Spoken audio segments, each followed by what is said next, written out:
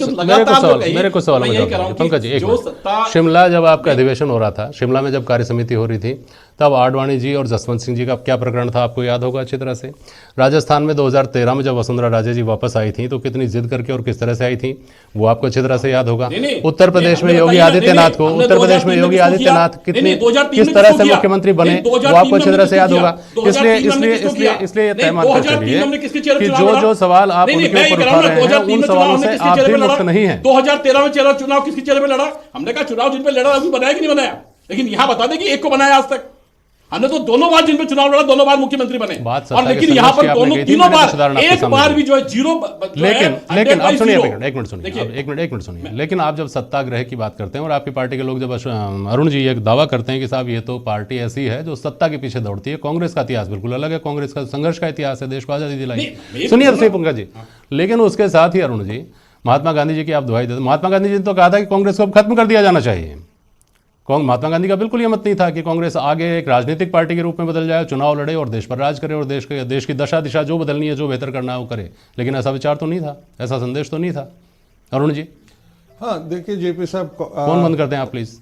महात्मा गांधी का ये विचार एक बार उन्होंने जरूर प्रकट किया था कि कांग्रेस का एक खास मिशन था स्वतंत्रता दिलाना, और इस चरम परिणति पर जब अब देश आज़ाद हो गया है, कांग्रेस का यही काम था, इसको भंग कर देना चाहिए और नए प्रारूप में पार्टी आए, उनका अर्थ ये था। वैक्यूम तो छोड़ा नहीं जा सकता जेपी साहब। एक पार्टी का इतिहास है, उसने सेवा की है, और सच पूछे तो उस समय एकमात्र विकल्प था देश के सामने कांग्रेस। तो ऐसे में नवनिर्माण के काम से मुंह मोड़ना भी ठीक नीति नहीं होती। महात्मा तो महात्मा थे और सेवा भाव उनका सर्वोपरि था, तो उन्होंने अपनी बात जरूर कही। लेकिन आप सोचिए ना, कल्पना कीजिए कि कोई विकल्प ही नहीं है, उस समय कोई दिखता ही नहीं था किसी को। तो ऐसे में सरकार की बात समझ में आती है, लेकिन अंतरिम सरकार के बाद में चुनाव हुए थे और तमाम सीटें थी जिन पर एक से ज़्यादा प्रतिद्वंदी रहे होंगे, जिन्होंने चुनाव लड़े होंगे। इसलिए ये कहना कि विकल्प था ही नहीं देश में, इसलिए हमको जखमार कर चुनाव लड़ना पड़ा या हमको सरकार बनानी पड़ी, राजनीति में रहना पड़ा, ये तो समझ में नहीं आता है। खैर, आपके पास आ रहा हूँ वरुण पुरोहित जी। वरुण पुरोहित जी, आपको मेरी आवाज़ सुनाई दे रही होगी जी।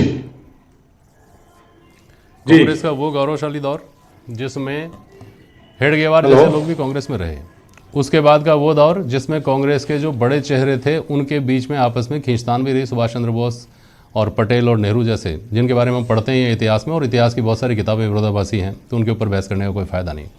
लेकिन एक वो दौर था आज़ादी से पहले का, उसके बाद का दौर जिसमें कांग्रेस ने लगातार लंबे समय तक शासन किया, एक तरफा राज कांग्रेस का रहा। और कांग्रेस का ये दौर, ये अलग अलग जो दौर हैं, इनमें कांग्रेस में क्या वो वजह रही सबसे बड़ी जिसने इसको डिटेरियोरेट किया पार्टी को? पुरोहित जी। देखिए जेपी शर्मा जी, कांग्रेस को आप 3 कालखंड में जोड़ लीजिए। आजादी से पहले की कांग्रेस तो टोटली डिफरेंट थी, सब लोग उसमें शामिल थे। आजादी के बाद से चुनावी राजनीति जब से शुरू हुई, जब से कांग्रेस और गांधी परिवार एक सिक्के के 2 पहलू हैं। विदाउट गांधी कांग्रेस बिल्कुल सड़क पर आ जाती है, बिल्कुल शिथिल हो जाती है। नरसिंह राव जी के टाइम भी देखा हमने, मेजोरिटी नहीं ले पाती है। आप 77 की बात कर रहे, 77 में कांग्रेस पिटी, लेकिन इंदिरा गांधी की ताकत थी, इंदिरा गांधी जी वापस ले आई। इसलिए गांधी नेहरू इनके नाम से ही, सोनिया गांधी जी इसलिए इंटैक्ट है कांग्रेस, आप ही देखिए।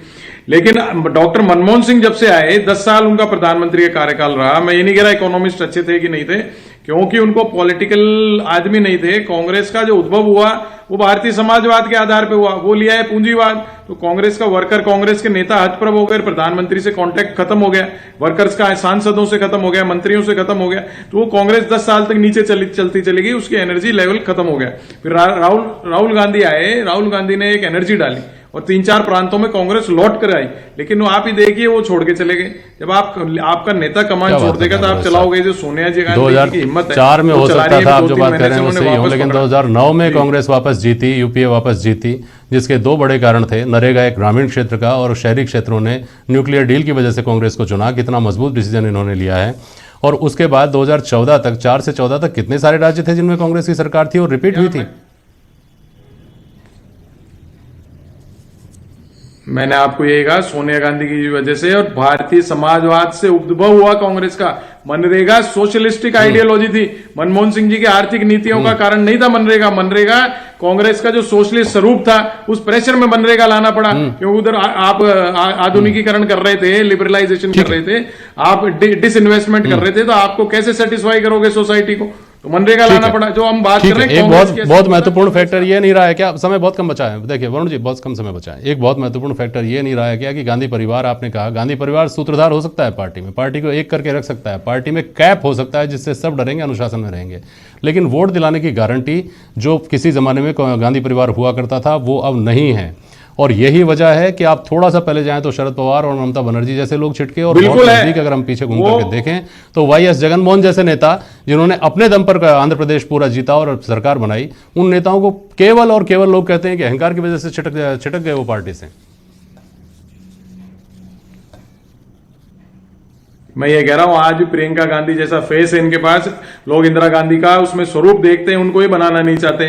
कांग्रेस की कमियां बता रहा हूं, एक व्यक्ति एक पद का सिद्धांत नहीं रहते, 20-20 साल तक एआईसीसी के महामंत्री बने रहते हैं, फिर उनको राज्यसभा भी चाहिए, दूसरे पद भी चाहिए। अभी प्रशिक्षण शिविर की बात कर रहे थे आप, प्रशिक्षण शिविर में कुछ जो 50-50 साल से कांग्रेस में, 40 साल से कांग्रेस के, 70-80 साल के हो गए, आपने एक बात जो शुरू में कही, किस बात के प्रशिक्षण लेंगे भाई? चाहे वो कांग्रेस का उसका नाम कांग्रेस हो या कोई दूसरी पार्टी हो, लेकिन विपक्ष किसी भी सूरत में किसी भी राज्य के लिए जरूरी है। मित्तल साहब, जो बात हिंदूवाद की आई, जहां मैंने